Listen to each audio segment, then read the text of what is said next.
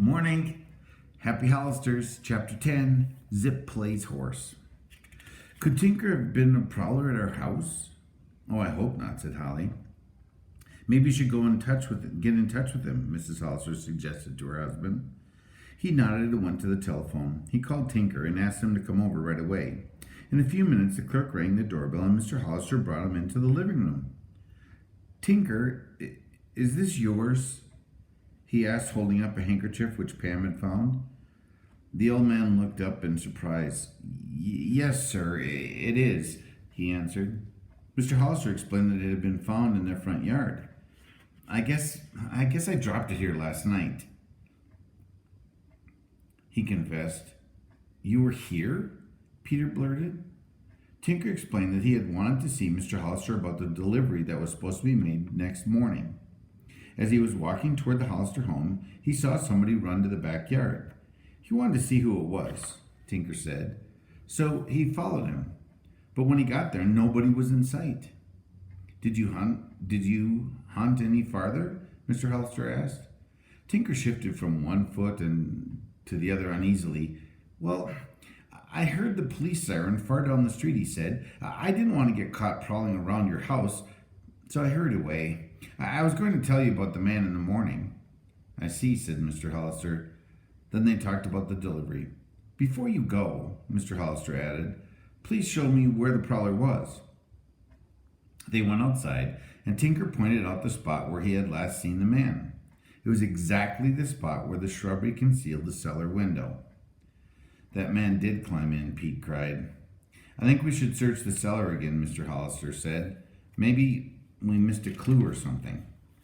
They all went down and began looking around, even little Sue. She was wide awake now and imitated her brothers and sisters as they hunted for a clue. Suddenly, she leaned down and picked something up from the fireplace. Look what I found, Pammy, she said, and opened up her hand to show her sister. In it lay a pretty stone. It was white with pink stripes. Pam gasped. It's just like the ones on Blackberry Island. Remember the ones that look like Easter eggs? Holly, did you put any of your pretty stones in the fireplace? Holly said, indeed not. They were in her dresser drawer. Why? Pam quickly showed the clue to the others and explained that there were many of these stones on the shore of Blackberry Island. Dad, she asked, do you suppose that somebody who lives there has been prowling around our house? Mr. Hollister did not think this was likely because no one lived on the island. Tinker was sure too. But this was gone far enough, Mr. Hollister said with determination. We're going to catch this intruder. How? Pam asked. Their father gave them a mysterious look. I'll tell you all about it when I come home from work tomorrow, he said. But I'll give you a little hint. We'll take a picture. This is all he would tell. After the children had had their snack of milk and bread, peanut butter and jelly, they all went to bed. Mr. Hollister made certain that the house was locked tightly, although he doubted very much that the prowler would return again tonight. The next morning, the children were awakened by the barking of Zip. Pete looked out the window to see Dave dancing around the yard with the dog. Hi, Pete, called down.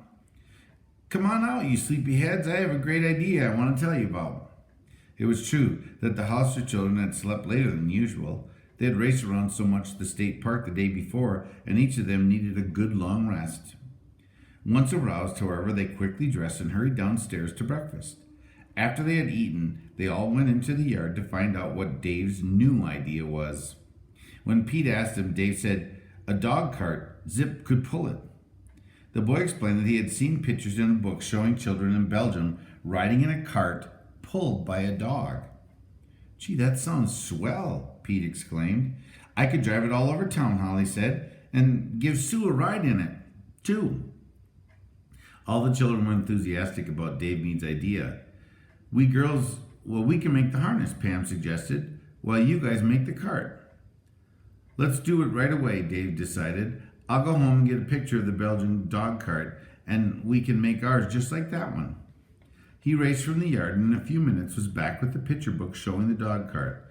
Pam got a pencil and paper and made a sketch of how the harness was put together.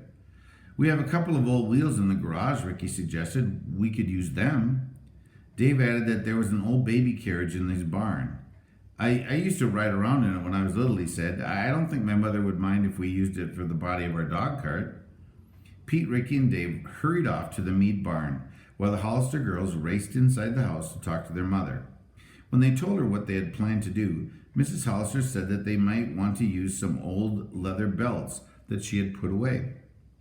As Pam and Holly cut the belts into strips for the harness, little Sue, who was watching, piped up. We haven't asked Zip how he would like to do this.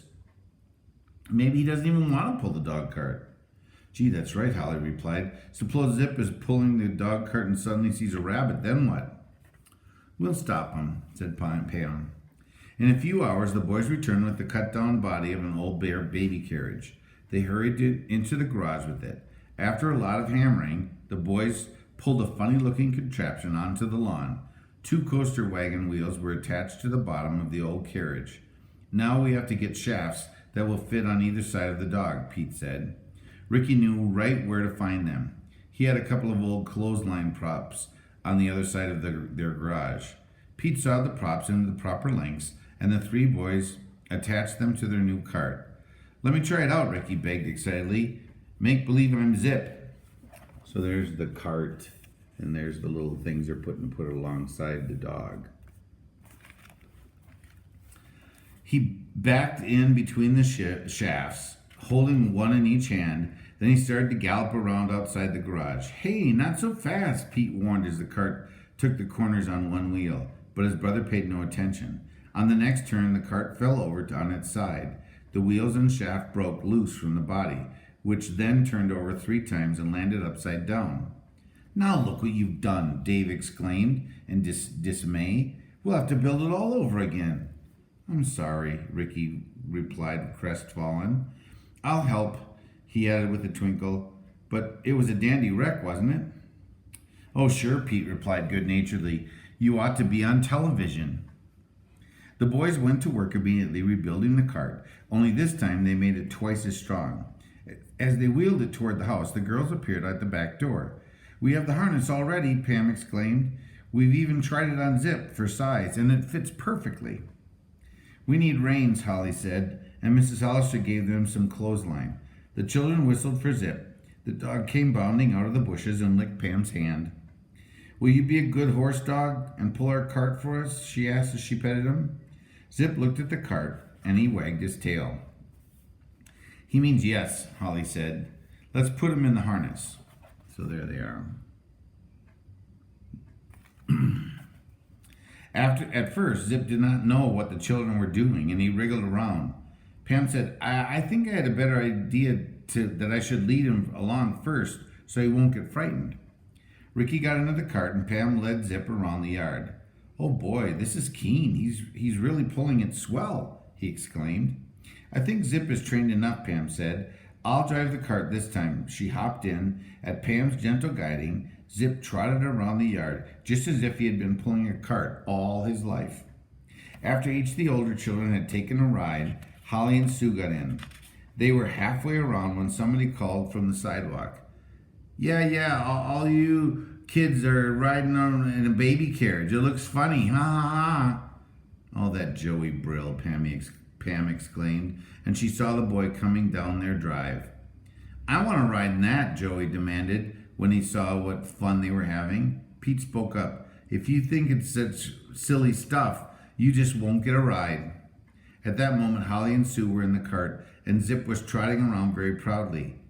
Oh, I can't, eh? Joey said, sneering.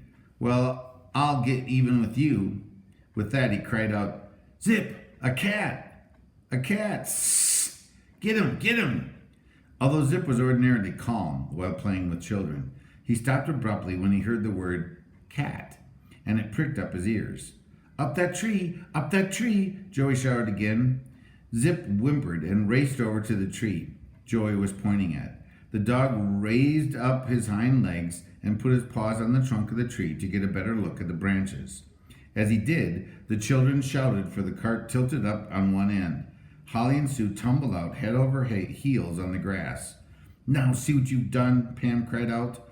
You better get out of here quick, Pete threatened, racing toward the bully. Joey decided he did not want to wait to be involved in a fight because Pete was really angry. He raced off down the street as the children helped the girls up. Are you hurt? Pam asked.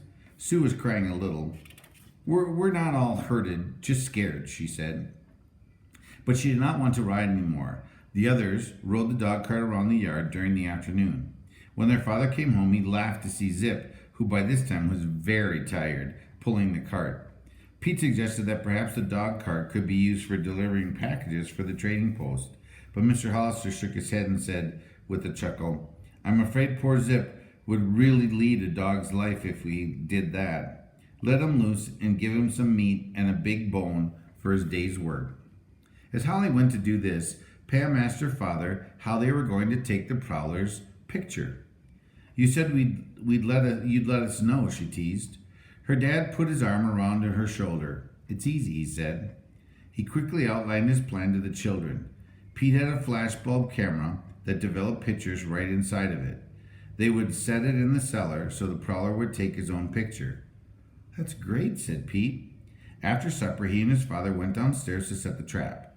Pete picked up the camera, which had a string attached to the shutter. His father helped him stretch the string across the cellar window and the outside window. If anybody comes in and touches the string, the camera will sure take his picture, Pete said excitedly. The children could hardly wait for morning. Pete even kept Zip in his bedroom so they would not scare the prowler away. Though all was quiet in the house that night, Mr. Hollister did not sleep much, but he also heard no sounds to make him get up.